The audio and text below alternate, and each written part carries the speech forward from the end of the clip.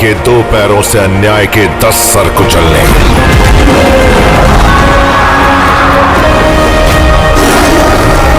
आ रहा हूं अधर्म का विध्वंस करने।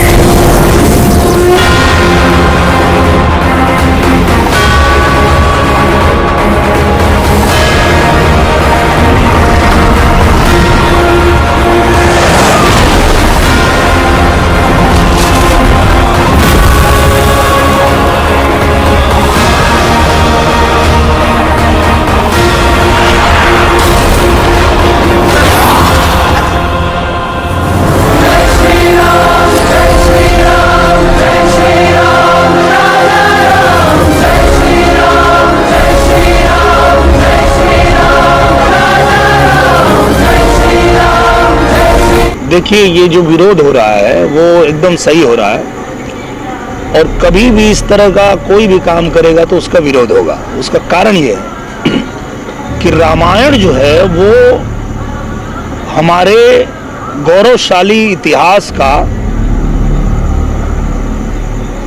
एक जीता जागता उदाहरण है कि हमारा गौरवशाली इतिहास था क्या, और अगर उसमें कोई फेरबदल करेगा, कोई छेड़छाड़ करेगा तो निश्चित रूप से उसका विरोध तो लोग करेंगे ही।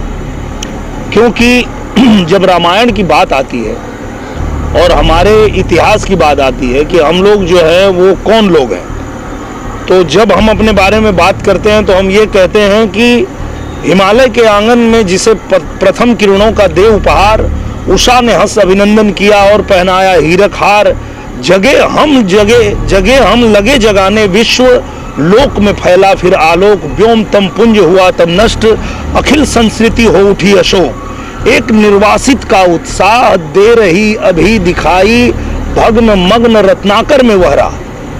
जब हम अपने भारतीय होने का गौरव बताते हैं, बखान करते हैं, तो हम बताते हैं कि वो राम जो निर्वासित थे, एक निर्वासित का उत्साह दे रहा है अभी दिखाई, भग्न मग्न रत्नाकर में वरा। तो घर से निर्वासित होने के बाद भी एक भारतीय का उत्साह कितना प्रबल होता है कि वो घर से निर्वासित होने के बाद भी समुद्र पे पुल बना दिए। ये हम अपना गौरवशाली इतिहास बताते हैं और ऐसे में जब हमारे इतिहास के साथ कोई छेड़छाड़ करता है तो विरोध तो होगा, क्योंकि रामायण एक ग्रंथ है, महाग्रंथ है, हमारा जो है वो पास्ट है। अब उसको अगर किसी तरह से भी छेड़छाड़ करने की कोशिश होगी तो विरोध होगा। और मुझे लगता है कि किसी को भी किसी की धार्मिक भावना को, किसी संप्रदाय के या किसी भी समुदाय के धार्मिक भावना को तो ठेस पहुंचानी ही नहीं चाहिए। कभी भी इस तरह के विषय पे कुछ भी करने से पहले 100 बार सोचना चाहिए। आप सब लोग जानते हैं कि जब रामानंद सागर जी ने रामायण बनाया था तो उन्होंने कितना बेहतर प्रस्तुत किया होगा। हम लोग छोटे छोटे थे, बच्चे थे, और जब रामायण टेलीविजन पे आता था तो जैसे कर्फ्यू लग जाता था, बाजार में कोई आदमी नहीं दिखेगा, खेत खलिहान कहीं, सब लोग काम धाम छोड़ के रामायण देखते थे। इतनी अच्छी उन्होंने प्रस्तुति किया था।